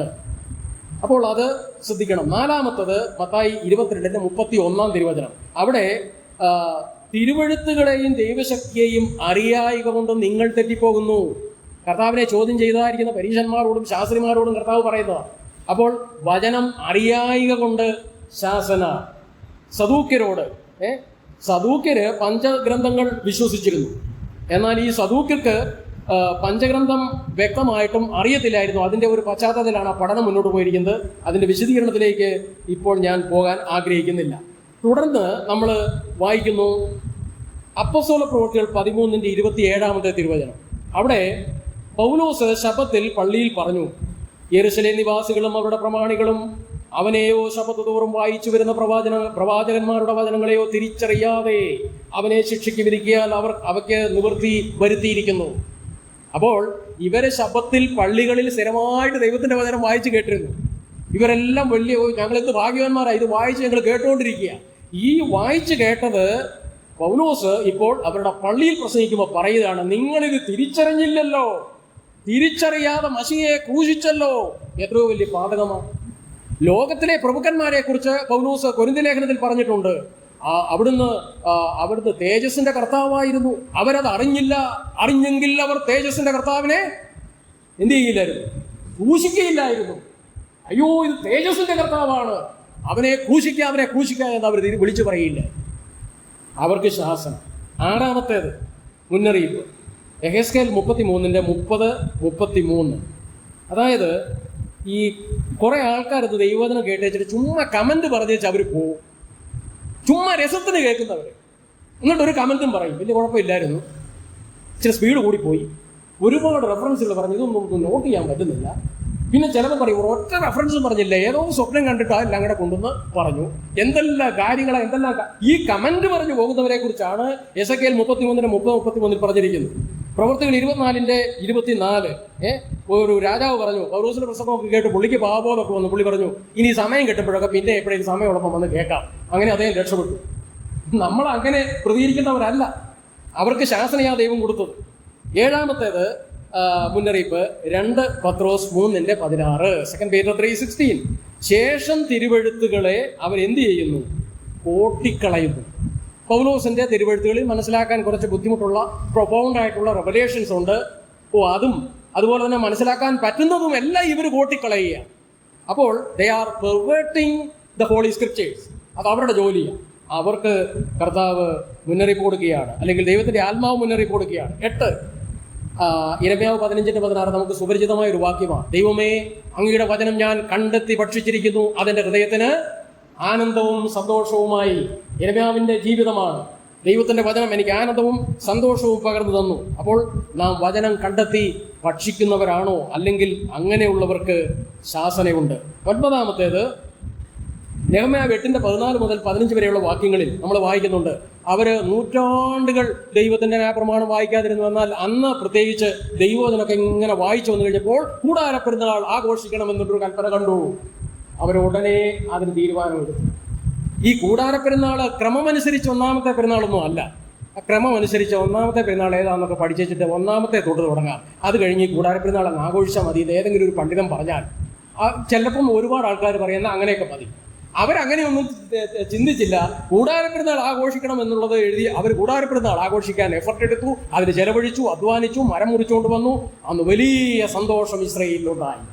ദൈവവചനം വായിക്കുമ്പോൾ ബോധ്യപ്പെടുന്നത് അനുസരിച്ചാൽ നമ്മുടെ ഹൃദയത്തിന് സന്തോഷം. അനുസരിക്കുന്നത് യാഗത്തെക്കാളും ഒക്കെ നല്ലതാണെന്ന് ശമൂവേലിന്റെ പുസ്തകത്തിൽ പറഞ്ഞിരിക്കുന്ന വളരെ സത്യമായ ഒരു കാര്യമാണ്. അപ്പോൾ ഇത് വളരെ ശ്രദ്ധിക്കേണ്ടത്. 10ാമത് ഒരു മുന്നറിയിപ്പുള്ളത് യാക്കോബിന്റെ ലേഖനം 4:5 നമ്മൾ വായിക്കുന്ന ഒരു പ്രയോഗമുണ്ട്. തിരുവെഴുത്തുകൾ വെറുതെ സംസാരിക്കുന്നുവോ? അതിന് വേറെ കുറച്ച് ആഴമായ ആശയമുണ്ട്, അതിലേക്ക് ഞാൻ പോകുന്നില്ല. അപ്പം നമ്മൾ ഓർക്കണം, ഈ തിരുവെഴുത്ത് ഇതൊക്കെ എത്ര തവണ കേട്ടതാണ് ഈ വാക്യത്തെക്കുറിച്ചുള്ള പ്രഭാഷണങ്ങൾ. ഇത് എത്രയോ ഇങ്ങനെയുള്ള ചിന്തകൾ നമ്മുടെ ഹൃദയത്തിൽ വന്നാൽ ഒന്നും സംഭവിക്കുകയില്ല. ദൈവത്തിന്റെ വചനം എന്ന് പറയുന്നത് ഒരു 100 പ്രാവശ്യം ഒരേ കാര്യം വായിച്ച് ധ്യാനിച്ചാലും അത് ആനന്ദമാണ്. അതിനെക്കുറിച്ച് കൂടുതൽ ഇല്ലുമിനേഷൻ ദൈവത്തിന്റെ ആത്മാവ് നമുക്ക് തരും എന്നുള്ള കാര്യത്തിൽ യാതൊരു സംശയവുമില്ല. 11ാമത്തെ മുന്നറിയിപ്പ് യിരെമ്യാവ് 23:18. അവിടെ നാം ദൈവത്തിന്റെ വചനം ശ്രദ്ധിച്ചു കേൾക്കുന്നവരാണോ? ഞാൻ ഇവിടെ വരാത്ത എല്ലാ സൺഡേകളിലും ഞാൻ ചിലരോട് ചോദിക്കാറുണ്ട്, ഇന്ന് ഞായറാഴ്ചത്തെ ശുശ്രൂഷയിലെ വിഷയം എന്തായിരുന്നു? വെറുതെ അത് ബൈബിളിൽ നിന്നാണ് പ്രസംഗിച്ചത്. ഞാൻ പറഞ്ഞു, എൻ്റെ ചോദ്യം അതല്ല, ഇന്ന് ഏത് വിഷയത്തെക്കുറിച്ചാണ് സംസാരിച്ചത്? അത് പുതിയ നിയമത്തിലുള്ള ഏതോ ഒരു വിഷയമാണ്.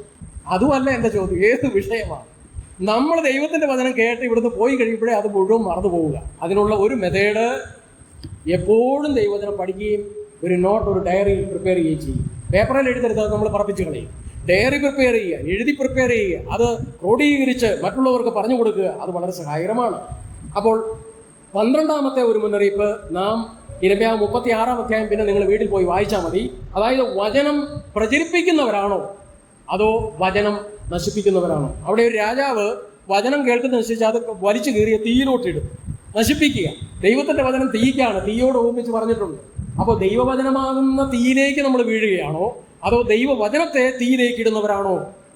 നമ്മോടുള്ള ദൈവത്തിന്റെ ഒരു മുന്നറിയിപ്പാണ്. 13, അതായത് നമ്മുടെ കർത്താവ് ഈ ലോകത്തിലായിരുന്നപ്പോൾ പലപ്പോഴും ചോദിച്ചു, പലപ്പോഴും മർക്കോസിന്റെ സുവിശേഷം 7-ാം അധ്യായത്തിലും പല ഭാഗങ്ങളിലും, നിങ്ങൾ മനുഷ്യന്റെ സമ്പ്രദായങ്ങളെ പ്രമാണിക്കുന്നു, പാരമ്പര്യങ്ങൾ പ്രമാണിക്കുന്നു. അതിന് കർത്താവ് മുന്നറിയിപ്പ് കൊടുത്തു. അപ്പോൾ ഇങ്ങനെയുള്ള 13 അല്ലെങ്കിൽ അതിലധികം മുന്നറിയിപ്പുകൾ ദൈവവചനത്തിൽ കൊടുത്തിരിക്കുന്നത് നമുക്ക് വരുന്ന ദിവസങ്ങളിൽ ദൈവത്തിന്റെ വചനം വളരെ ഗൗരവമായിട്ട് വായിക്കുവാനും പഠിക്കുവാനും അതുപോലെ ശരിക്കും ഇത് മനസ്സിലാക്കുവാനും സഹായകരമായ ഒരു കാര്യമാണ്. ഇത്രയും സമയം നമ്മളിവിടെ ഇരുന്ന് ഈ ദൈവവചനത്തിന്റെ ഈ പ്രാധാന്യം എല്ലാം കേൾക്കുകയും ദൈവം തൻ്റെ വചനം തൻ്റെ ജനത്തിലേക്ക്, ദൈവസഭയ്ക്കും ഇസ്രായേലിനും ഒക്കെ എത്തിച്ച ആ വിധങ്ങളൊക്കെ നമ്മൾ കേൾക്കുകയും ചെയ്തപ്പോൾ നമ്മുടെ ജീവിതത്തിൽ എന്തെങ്കിലും ഒരു മാറ്റം ഉണ്ടാകാനായിട്ട്, കർത്താവെ ഞാൻ എൻ്റെ ജീവിതത്തെ സമർപ്പിക്കുന്നു എന്ന് പറയാനായിട്ട് നമുക്ക് ഇടയായി തീരേണ്ടതാണ്. ഈ ഒരു കാര്യം, 1-2 കാര്യം കൂടെ പറഞ്ഞ് ഞാൻ അവസാനിപ്പിക്കുകയാണ്. ഈ 7 സഭകൾക്ക്, ആസിയിലെ 7 സഭകൾക്ക് കർത്താവ് സന്ദേശം കൊടുക്കുമ്പോൾ ലവോദിക്ക സഭ അവരെക്കുറിച്ച് ഒരു നല്ല കാര്യവും പറയുന്നില്ല. എന്നാൽ കർത്താവ് അവർക്ക് പരിചയപ്പെടുത്തുന്നത് വെളിപ്പാട് 3:14 കൊടുത്തിട്ടുണ്ട്. വിശ്വസ്തനും സത്യവാനുമായ സാക്ഷിയായി ദൈവസൃഷ്ടിയുടെ ആരംഭമായ അല്ലെങ്കിൽ ദൈവസൃഷ്ടിയുടെ മുഖാന്തരമായ ആമേൻ എന്നുള്ളവൻ അരുളി ചെയ്യുന്നു. അതാണ് ഈ ലവോദിക്ക സഭയോട് കർത്താവ് സംസാരിക്കുമ്പോൾ കർത്താവ് തന്നെ ഇൻട്രൊഡ്യൂസ് ചെയ്യുന്നത്. അതായത് ആമേൻ എന്നുള്ളവൻ അരുളി ചെയ്യുന്നു. ആമേൻ അല്ലെങ്കിൽ സത്യം എന്ന് പറഞ്ഞാൽ ഈ അസത്യങ്ങളുടെ ലോകത്തിൽ അല്ലെങ്കിൽ അനിശ്ചിതത്വങ്ങളുടെ ലോകത്തിൽ സ്വീകരിക്കേണ്ട, അംഗീകരിക്കേണ്ട സത്യമാണ് കർത്താവ്. അത് വളരെ പ്രധാനപ്പെട്ട ഒരു കാര്യമാണ്. അപ്പോൾ പറഞ്ഞതിൻ്റെയോ അല്ലെങ്കിൽ പറയാൻ പോകുന്നതിൻ്റെയോ ഒരു ഉറപ്പ് എന്നുള്ള രീതി, ഒരാശയമാണ് ആമേൻ എന്നുള്ളതിന് അതിൻ്റെ ഒറിജിനൽ ഭാഷയിലൊക്കെ രേഖപ്പെടുത്തിയിരിക്കുന്നതെന്ന് ആൾക്കാർ രേഖപ്പെടുത്തി വെച്ചിട്ടുണ്ട്. ഏതായാലും ഈ ദൈവത്തിൻ്റെ വചനം, ആ ദൈവത്തിൻ്റെ വചനം സത്യമാണ്. അത് സ്വർഗത്തിലേക്ക് സ്ഥിരമായിട്ടുള്ളതാണ്. ആ ദൈവവചനം നമ്മെ സന്ദർശിക്കും, നമ്മെ ശക്തീകരിക്കും. ഈ വചനത്തെ കേട്ട യിരെമ്യാവ് 11:6 യിരെമ്യാവ് ഈ വചനം കേട്ടിട്ട് ആമേൻ യഹോവേ എന്നരുളി ചെയ്തു. അങ്ങനെ തന്നെ വരട്ടെ കർത്താവേ, അങ്ങയുടെ വചനം എന്നെ കേൾപ്പിക്കുക. ആ ദൈവത്തിന്റെ വചനം എൻ്റെ കാതുകളിലേക്ക്, എൻ്റെ ഹൃദയത്തിലേക്ക് വരട്ടെ, ആമേൻ എന്ന് പറഞ്ഞു. ദൈവം അതിന് പ്രതികരണം കൊടുത്തത് എന്താ? ദൈവം അതിന് പ്രതികരണം കൊടുത്തു. യിരെമ്യാവ് 11:6 ഈ വചനങ്ങളെ പട്ടണങ്ങളിലും വീതികളിലും വിളിച്ചു പറയുക. യിരെമ്യാവിനോട് ദൈവം കൊടുത്തൊരു കാര്യമാണ്. യിരെമ്യാവിന് വളരെ പരിഹാസമുണ്ട്, എതിർപ്പുകളുണ്ട്. തൻ്റെ ജീവൻ അപകടത്തിലാണ്, നിന്നയാണ് താൻ നേരിടുന്നത്. ഇസ്രായേൽ തന്നെ നഖശികാന്തം എതിർത്തുകൊണ്ടിരിക്കുക. അങ്ങനെയുള്ള യിരെമ്യാവിനോട് ദൈവം പറഞ്ഞു, ഈ ദൈവത്തിന്റെ വചനം, നീ ആമേൻ പറഞ്ഞ ദൈവത്തിന്റെ വചനം, നീ സ്വീകരിച്ച ഈ ദൈവത്തിന്റെ വചനം എല്ലാ പട്ടണങ്ങളിലും പോയി വിളിച്ച് പറയുക. 11:3 യിരെമ്യാവ് 11:3 വചനങ്ങളെ കേട്ടനുസരിക്കാത്തവൻ ശപിക്കപ്പെട്ടവൻ എന്ന് പറയുക. അനുസരിച്ചാൽ ഞാൻ ദൈവവും നിങ്ങൾ എനിക്ക് ജനവും ആയിരിക്കും എന്നും അവരോട് പറയുക. അപ്പം ഉത്തരവാദിത്തങ്ങൾ അവർക്ക് കൊടുത്തു. അപ്പോൾ നമ്മൾ ചിന്തിച്ചത്, യഹോവയുടെ ശബ്ദം നമുക്ക് ശക്തി പകരുന്ന, സന്തോഷവും സമാധാനവും ധൈര്യവും ദൗത്യ നിർവഹണത്തിനുള്ള ആഹ്വാനവും നൽകുന്നതാണ് യഹോവയുടെ ശബ്ദം. അതാണ് നമ്മൾ കേട്ടുകൊണ്ടിരുന്നത്. അത് ഫലങ്ങൾ ഉളവാക്കുന്നതാണ്. ദൈവിക വെളിപ്പെടുത്തലുകളുടെ 2 വാല്യങ്ങൾ, സൃഷ്ടിയും ദൈവത്തിൻ്റെ വചനവും. ഇത് രണ്ടും, ദൈവത്തിൻ്റെ സൃഷ്ടി, ദൈവം സർവശക്തനാണെന്നും ദൈവം സർവജ്ഞാനിയാണെന്നും ഒക്കെ നമ്മോട് പറയുമ്പോൾ, ഈ ദൈവത്തിൻ്റെ വചനം ദൈവജനവുമായി ഉടമ്പടിയിലേക്ക് പ്രവേശിക്കുന്ന ഒരു ദൈവത്തെ പരിചയപ്പെടുത്തുന്നു. എന്നോട് ഉടമ്പടി ചെയ്ത പുതിയ നിയമത്തിൻ്റെ സ്ഥാപകനായ കർത്താവിനെ എനിക്ക് വെളിവാക്കി തരുന്നു.